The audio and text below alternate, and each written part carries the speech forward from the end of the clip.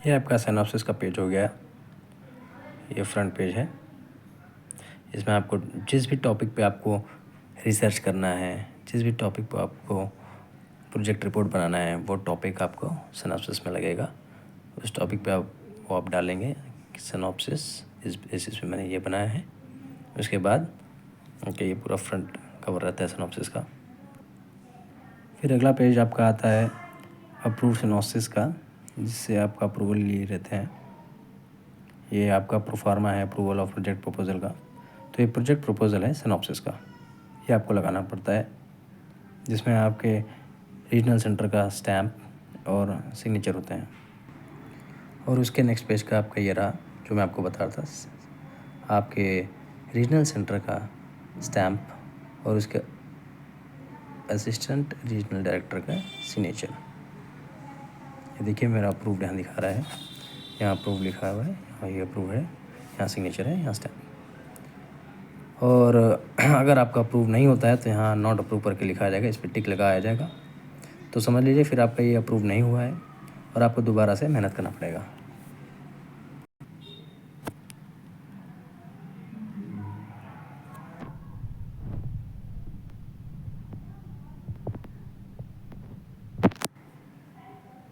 इसी बीच में आपको ये दिखाना भूल गया, ये है प्रोजेक्ट रिपोर्ट। और अब प्रपोजल से पहले आपको अपने आई कार्ड लगाना पड़ेगा, आईडी कार्ड इग्नू का। और प्रपोजल के बाद जो है आपको गाइड के जो रिज्यूम होते हैं वो लगाना पड़ेगा, गाइड का रिज्यूम लगाना पड़ेगा। और अगर गाइड का कोई आई कार्ड हो उसके कॉलेज का, जब वो एमबीए कर रहा था तब का आप आई कार्ड लगा देना।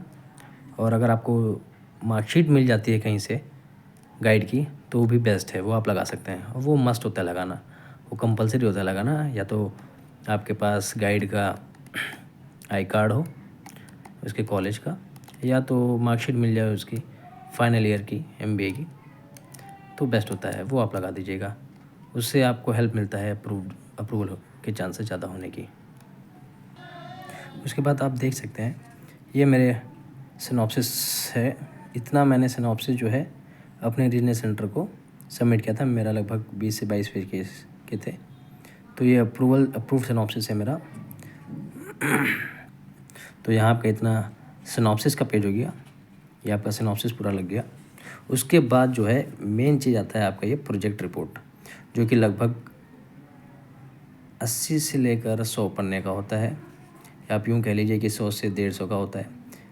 जितना ज़्यादा पेजेस रहेगा उतना अच्छा रहेगा आपके लिए, उतने अच्छे मार्क्स आएंगे। और ये प्रोजेक्ट रिपोर्ट आपको अपने गाइड के हेल्प के साथ बनाना पड़ता है। इसमें आपको अपने गाइड से हेल्प लेना पड़ता है। जिस भी टॉपिक पे आप रिसर्च कर रहे हैं, जिस भी टॉपिक पे आप रिपोर्ट बना रहे हैं, वो टॉपिक आपको आपका गाइड आपको बनाने में हेल्प करेगा। तो आइए देखते हैं, ये प्रोजेक्ट रिपोर्ट रहा।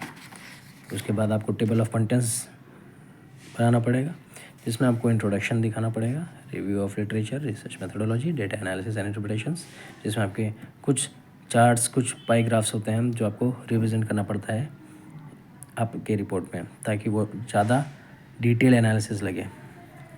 उसके बाद आपके सारे देख लीजिए, बायोबियोग्राफी रहता है, फिर क्वेश्चनर होता है, ऐसे करके आपको कुछ बनाना पड़ता है। तो यहाँ मैंने लगभग 82 पेजेस के बनाए हैं अपने रिपोर्ट को, आप देख सकते हैं यहाँ पे। उसके बाद जो होता है आपका इंट्रोडक्शन, जो आप देखिए टेबल ऑफ कंटेंट्स सेम यहाँ है। इंट्रोडक्शन में आप देख लीजिए, ये रहा मेरा रिपोर्ट, यहाँ आप देख लीजिए, ये आपका सारा रिपोर्ट रहा, देख लीजिए। यहाँ चार्ट्स, ये सारे चार्ट्स आपको हेल्प करते हैं आपके डेटा को और मजबूत बनाने में। ये देख लीजिए, ये रहा आपका चार्ट्स, ये सारे, ठीक है।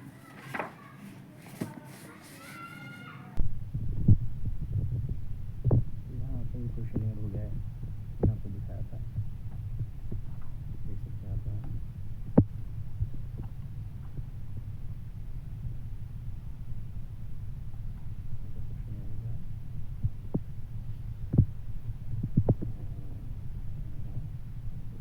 आपको लगाना जरूरी होता है, बहुत इम्पोर्टेंट।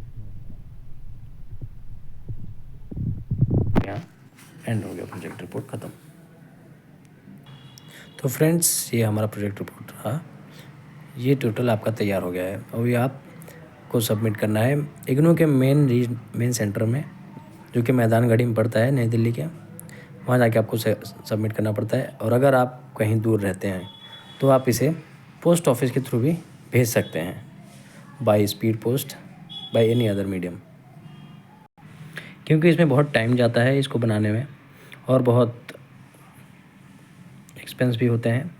तो इसलिए मैंने सोचा आपको इसके बारे में थोड़ा बता दूं, ताकि आपको एक नॉलेज हो जाए इस चीज़ का कि ये रिपोर्ट बनता कैसे है, कौन बनाते हैं। और मैं आपको बताता हूँ जो एक गाइड के सबसे चैलेंजेस होते हैं गाइड को चूज़ करने में, जो यूट्यूब पे दिखाते हैं। मैं आपको बता दूं, अगर आपको गाइड चाहिए तो आप गाइड आपके घर में हो कोई, या कहीं भी आपके जान पहचान के हों जिन्होंने MBA कर रखा हो, जो आपके स्ट्रीम से ही, जिस स्ट्रीम से आप MBA कर रहे हैं, क्योंकि मैं यहाँ फाइनेंशियल मैनेजमेंट से कर रहा हूँ, तो फाइनेंशियल मैनेजमेंट से ही आपको किसी गाइड को लेना पड़ेगा। कहीं भी आप किसी भी कोने में चले जाइए, किसी भी आपके जो भी रेफरेंस हो कहीं का भी, ऐसा नहीं है कि आपको सिर्फ कॉलेज के रेफरेंस का ही लेना है गाइड, या उन्हीं के जो टीचर्स होते हैं उन्हीं से रेफरेंस लेना है। नहीं, कोई भी हो आपके कंपनी में, अगर आप कंपनी में काम कर रहे हो, आपके कंपनी में किसी ने MBA कर रखा हो इसी स्ट्रीम से, और उसके पास 5 साल से ज़्यादा का एक्सपीरियंस हो, मतलब MBA करे हुए उसे 5 साल हो गया हो या उससे ऊपर हो गया हो, तो ही आप उसका नाम और आपके गाइड का यूज़ करेंगे, अदरवाइज़ नहीं करना, क्योंकि वो फिर आपका रिजेक्ट हो जाएगा। और उस गाइड से किसी ने भी आज तक कोई रिपोर्ट बनवाया नहीं होगा, वो आप गाइड लीजिएगा। या मैक्सिमम उनके अंडर 2 या 2 से 3 बंदे काम कर सकते हैं, या उनसे हेल्प ले सकते हैं, उनका नाम यूज़ कर सकते हैं प्रोजेक्ट रिपोर्ट में, उसी गाइड को आप यूज़ करिएगा। क्योंकि सबसे बड़ी कन्फ्यूजन इग्नू में MBA के लिए गाइड चुनना होता है, और वो गाइड आप कहीं से भी लाइए, क्योंकि मैं ये पूछ चुका हूँ इग्नू के मेन सेंटर से कि गाइड कहाँ से लाएं, कैसे लाएं। तो आपको मैं बता दूँ, उन्होंने यही कहा था कि आप गाइड किसी भी कोने से ले आइए, कहीं भी दुनिया के किसी कोने में हो आप वहाँ से ले आइए, बस उनके पास MBA डिग्री होनी चाहिए। जिस भी स्ट्रीम से आप MBA कर रहे हो उसी स्ट्रीम से उनका भी MBA डिग्री होना कंपलसरी है। तो अगर आप फाइनेंशियल से करें तो फाइनेंशियल की गाइड लीजिए जिन्होंने MBA फाइनेंस से कर रखा हो, और अगर आप मार्केटिंग कर रहे हैं तो मार्केटिंग वाले गाइड को पकड़िए, और HR कर रहे हैं तो HR वाले गाइड को पकड़िए। जिस भी स्ट्रीम से आप कर रहे हैं उस स्ट्रीम से आप गाइड की हेल्प लीजिए। और मिनिमम 5 साल का एक्सपीरियंस हो उनके पास, मतलब 5 साल हो गए हो उनको MBA करे हुए जब आप प्रोजेक्ट रिपोर्ट बना रहे हैं। जैसे अगर आप 2025 में बना रहे हैं तो वो 2019 या 20 के पास आउट हो, तभी आपका ये रिपोर्ट अप्रूव होगा, तभी आपका सिनॉप्सिस अप्रूव होगा। ये कंपलसरी है। और आपके सिनॉप्सिस के अप्रूवल के लिए गाइड की ज़रूरत पड़ती है, और सिनॉप्सिस के अप्रूवल के 2 महीने बाद जब आप अपने रीजनल सेंटर पे सिनॉप्सिस सबमिट करते हैं, उसके लगभग 1 से 2 महीने के बीच में आपका सिनॉप्सिस अप्रूव्ड होके आपके पास आ जाता है। अगर आप पोस्ट के थ्रू भेजें तो आपके पोस्टल के थ्रू आ जाएगा, और उसके बाद आप प्रोजेक्ट रिपोर्ट पे अपना काम कर सकते हैं। और आपको प्रोजेक्ट रिपोर्ट फाइनल करके तैयार करना पड़ता है, जो आपके सबमिट करना पड़ेगा। तो आपका प्रोजेक्ट रिपोर्ट यहीं पे एंड होता है और आप यहाँ इसे सबमिट कर सकते हैं। Thank you very much friend. Information मैं आपको दे रहा हूँ ताकि आपको इजी रहे एक्सेस के लिए। Thank you.